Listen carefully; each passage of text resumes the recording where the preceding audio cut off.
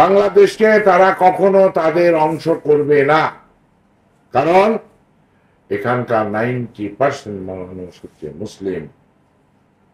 ভারতে 30 কোটি মুসলমানের সাথে এই 18 কোটি যদি যোগ হয় তাহলে 50 কোটি মুসলমান একবারে যদি নারায়ে তাকবীর বলে, ভারত ভেঙে টুকরো টুকরো হয়ে দিল্লি দখল করবে এই মুসলমানরা। কারণ 1120 বছর মুসলমানরা এই দিল্লি শাসন করেছে।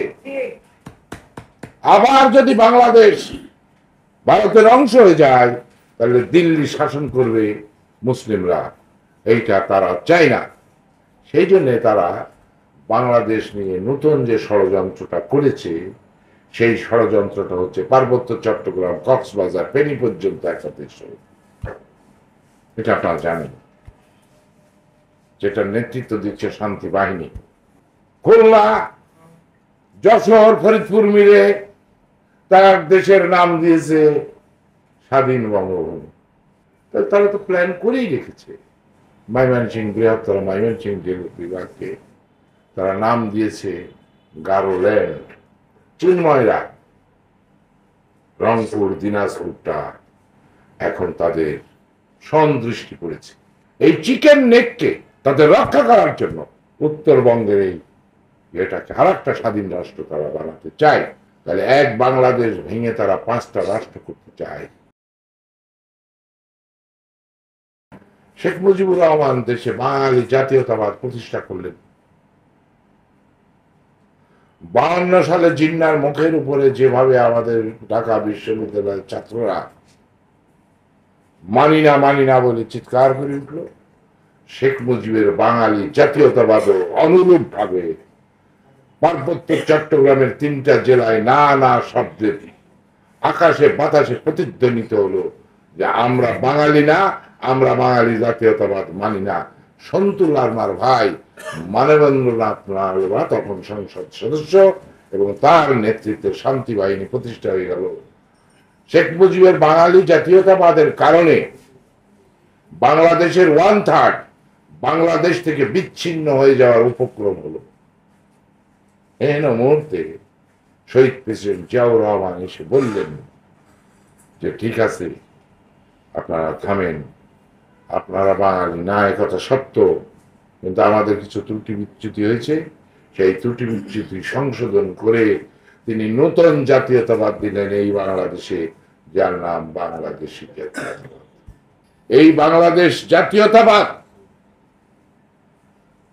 এমন ভাবে জনপ্রিয়তা অর্জন করলো, তার সেই জনপ্রিয়তায় ভীত সন্ত্রস্ত হয়ে আমাদের এই মহান রাষ্ট্রপতিকে ভারতীয় গোয়েন্দা সংস্থার সরাসরি নির্দেশে শহীদ প্রেসিডেন্ট জিয়াউর রহমানকে হত্যা করা।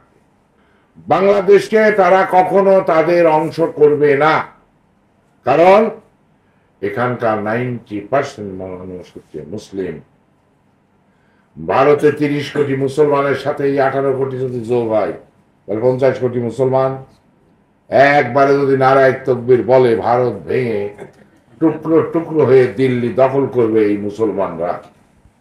কারণ 1120 বছর মুসলমানরা এই দিল্লি শাসন করেছে। আবার যদি বাংলাদেশ ভারতের অংশ হয়ে যায় তাহলে দিল্লি শাসন করবে মুসলিমরা। এইটা তারা চায় না। সেই জন্য তারা বাংলাদেশ নিয়ে নতুন যে ষড়যন্ত্রটা করেছে, সেই ষড়যন্ত্রটা হচ্ছে পার্বত্য চট্টগ্রাম, কক্সবাজার, ফেনী পর্যন্ত একসাথে। এটা আপনারা জানেন, যেটার নেতৃত্ব দিচ্ছে শান্তি বাহিনী। খুলনা, যশোর, ফরিদপুর মিলে তার দেশের নাম দিয়েছে স্বাধীন বঙ্গভূমি। তারা তো প্ল্যান করেই রেখেছে। ময়মনসিংহ, বৃহত্তর ময়মনসিংহ বিভাগকে তারা নাম দিয়েছে গারোল্যান্ড। চিন্ময়রা, রংপুর, দিনাজপুরটা এখন তাদের সন্দৃষ্টি পড়েছে। কেন? এই চিকেন নেককে তাদের রক্ষা করার জন্য উত্তরবঙ্গের এই এটাকে আর একটা স্বাধীন রাষ্ট্র তারা বানাতে চায়। তাহলে এক বাংলাদেশ ভেঙে তারা 5টা রাষ্ট্র করতে চায়। ঠিক সেই দুর্দিনে জামায়াত ইসলামী ডক্টর শফিকুর রহমানকে অনুরোধ করব, আমি কেন তাকে মহান ব্যক্তি বলছি এই জন্য, তিনি সপ্তাহে 6 দিন রোজা থাকেন এবং ইসলামের বিধিবিধান তিনি দাড়ি কমা সেমিকলন। তা আমি ওনাকে একটা কথা বলেছিলাম যে হুজুর আপনি তো জামায়াত ইসলামী করেন, আমি তো মুসলমান কোনো ইমানদার আপনার দলের মধ্যে পাইনি, আপনার পেলাম, তবে একজন হিন্দু ইমানদার পাইছি। বললো কে? আমার তাহলে আপনি একটা হিন্দু জামাত করলেন, ঠিক আছে, ইসলামটা বাদ দিয়ে দলটার নাম একটা পরিবর্তন করে হিন্দুদেরও নেন। আমার কথাই সাথে সাথে তিনি তা গ্রহণ করেছেন। উনি আমাকে জিজ্ঞেস করলেন কে, কি বলেন ইমানদার হিন্দু কই বেঁধে? আমার ওই যে হাইকোর্টের থেকে তুলে নিয়ে গেল, কি নাম? সুখরঞ্জন বালি। এই ইমানদার হিন্দু হাইকোর্টের সামনে থেকে গোয়েন্দা সংস্থার লোকরা তুলে নিয়ে ভারতে পাচার করে দেয় এবং সুখরঞ্জন বালি ভারতের কারাগারে 5 বছর বন্দী ছিলেন। তারপরেও সে নথি স্বীকার করে নাই, সে মিথ্যা সাক্ষী দিতে রাজি হয়নি। তাহলে ইমানদার। আমার এই কথা শুনে হুজুর এত খুশি হলেন, ভালো বলেছেন। তো তখন উনি আমার আবার একটা গল্প বললেন, আর এক হিন্দুর কাহিনী, সে মাগুরায় কিভাবে উনি বাড়ি করে দিলেন। প্রথম আলোর একটা নিউজ দেখি, আপনি দেখবেন যে ডক্টর শফিকুর রহমান এই মুসলমানদের একটা ফরম্যাট বলি, আল্লাহ কোরআনের মধ্যে প্রায় 84 জায়গায় বলেছে তুমি এই কাজ করো তাহলে বেহেশতে যাবা। কোনো জায়গায় বলিনি নামাজ পড়ো, হজ করো, যাকাত দাও, ইমান আনো তাহলে বেহেশতে যাবা, এই কথা কিন্তু বলিনি। কিন্তু আল্লাহ বলেছে যে এই কাজ করলে তুমি বেহেশতে যাবা। কি বলছে? তুমি সৎ কাজ করবা, সৎকর্ম, বিশ্বাস এবং সৎকর্ম। আল্লাহকে বিশ্বাস করতে হবে আর সৎকর্ম করতে হবে। বিশ্বাসটা কি তাও আল্লাহ বলে দিয়েছে, এই 5টা বিশ্বাস করবা। সৎকর্ম কি তাও আল্লাহ বলে দিয়েছে, তুমি যা ইনকাম করবা তা মানুষের মাঝে, অসহায় মানুষের মাঝে বিলীন করে দিবা। তোমার আত্মীয় স্বজন, মা বাপ, আত্মীয় স্বজন এবং প্রতিবেশী সহ।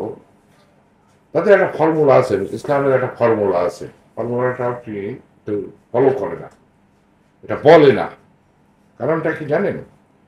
কারণটা হলো হাসান হোসেনকে মারার পর, হোসেনকে শহীদ হওয়ার পর রাষ্ট্র ক্ষমতায় এসেছিল এজিদরা এবং তারা 100 বছর শাসন করেছে। সেই জন্য রসুল্লাহ এবং রসুল্লাহ যে বংশধর সম্পর্কে যে সমস্ত তথ্য একটা করা হয়েছে, যারা এটা তৈরি করেছে, লিখেছে, তারা এজিদকে সন্তুষ্ট করার জন্য লিখেছে বা এজিদের বংশধরকে সন্তুষ্ট করার জন্য লিখেছে। জি, আমরাও কিন্তু ওই যে মুনাফিকের দলে কিন্তু সুন্নিরা, দেখেন শিয়ারা কিভাবে সারেন্ডার করতেছে। যাই হোক, আমি ওই সমস্ত বিতর্কে যাব না। তো রসুল্লাহ যখন মৃত্যুর সময় আসলো তখন তার 10 কাঠা জমি ছিল, অনলি 10 কাঠা। তো মৃত্যুর আগে তিনি এই 10 কাঠা জমি হাসান আল হোসেনকে 5 কাঠা 5 কাঠা করে ভাগ করে দিয়ে দিলেন। তাহলে তিনি কিভাবে গেলেন দুনিয়া থেকে, কিভাবে বিদায় নিলেন? শূন্য হাতে। এটাই হলো ইসলাম।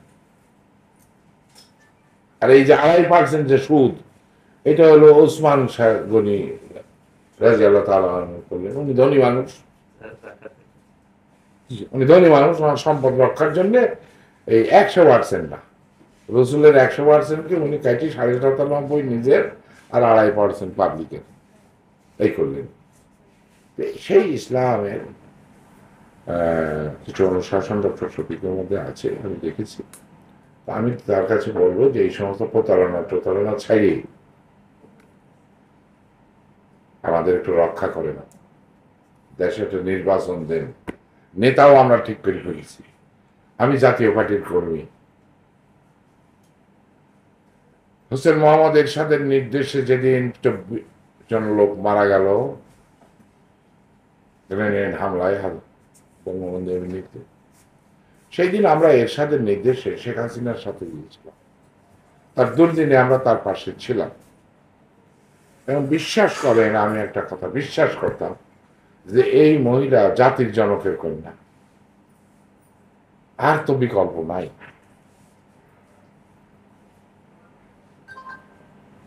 শেখ হাসিনা দেশে যদি আসে ক্ষমতায়, দেশের মানুষ সুখে হবে, কিন্তু আমাদের সেই স্বপ্ন উনি ধূলিসাৎ করে দিয়েছেন, উনি চুরমার করে দিয়েছেন। এই ঢাকা শহরে এখনো অন্তত 3 থেকে 400 বাড়ি আছে, এক একটা বাড়িতে টাকা আছে আপনার 1000 কোটি টাকা করে ক্যাশ টাকা। টাকার অভাব হবে, দেশটা পাচ্ছে না, কিন্তু এই টাকা উদ্ধার করার কোনো আইন নাই। আপনার বাড়িতে 300 কোটি টাকা আপনি দোতলার মধ্যে ঘরের মধ্যে আটকায় রেখেছেন 1000 টাকার নোট, কিন্তু আমি যে সরকার যাই যে নিয়ে আসবো আইন নাই। এই আইনটা করার জন্য ডক্টর ইউনূসকে আজ থেকে 6 মাস আগে ড্রাফট দেওয়া হয়েছে, তারপর সে করে না। কেন করে না?